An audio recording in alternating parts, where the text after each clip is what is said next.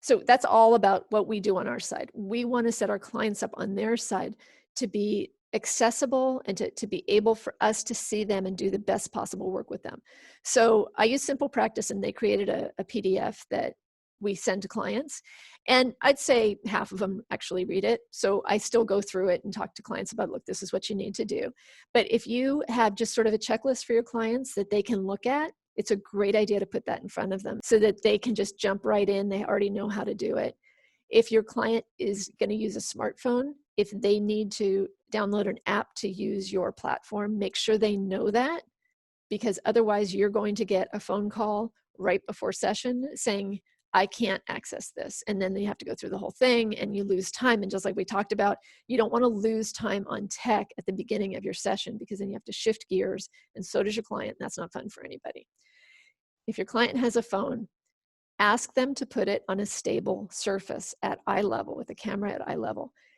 A lot of people don't realize how much motion is detected when they're walking around with their phone. And I have truly had motion sickness. And so now I'm pretty firm about, when will you get on the phone, when you get on your screen, I need you to have it in a place that you can comfortably maybe lean it against a book or something like that.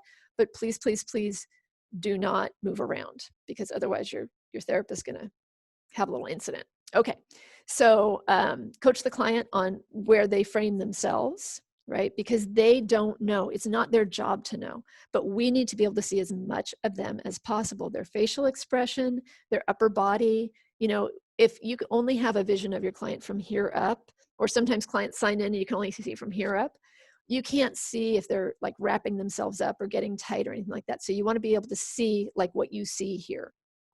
If the signal is bouncing around and you've done everything you're supposed to do on your side, and we'll go through that routine in a couple minutes, make sure your client has closed all windows. I'm guilty of this. Sometimes I'll look at something and I won't close that window, and then I go to see what's open on my phone and everything is open. So if your client is on the phone, make sure that they're doing that. If they are on Wi-Fi, you can ask them to switch to data. Sometimes that's a better signal, or vice versa. And then if your client's on a computer, ask them to make sure that they've closed everything, including other open browsers.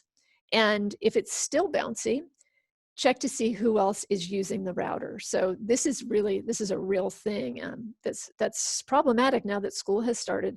If your client's home with kids and the kids are doing their classes with Zoom, and then their partner is also streaming for work, you're going to have some difficulty with that. And so if people can finish up whatever they're doing before the session, that's great. If not, your client might need to go ahead and use their phone and go someplace else to use a different signal. You always, always, always want to have a backup plan that you're fluid in using. Sometimes it's just not going to work for whatever reason. And that can happen. And it doesn't happen a ton, but it does happen. So always know what you're going to do instead. So some people like to use a different platform. I generally just say, okay, I'm just going to call you. We'll finish our session that way. But you want to have a plan, and you want your client to know that plan, so you can just seamlessly move into it without having a big, kerfuffle about what we're going to do next. So privacy. When clients come to our office, we make a lot of moves towards privacy, right? We are in charge of that. So in my waiting room, in my physical office, I have 3 sound screens. I have a solid door. I have a thing that goes under the door. And I try not to ever have people in there when I've got somebody in my office. I'm really, really rigid about that. However, when we're working with telehealth, we can't do that for our client. So we have to remind our client about the privacy. And we'll talk more about that in the documentation that's essential about privacy. But it's just something to think about, that your client is not used to having to be in charge of that. And a lot of us, again, are home with a lot of people.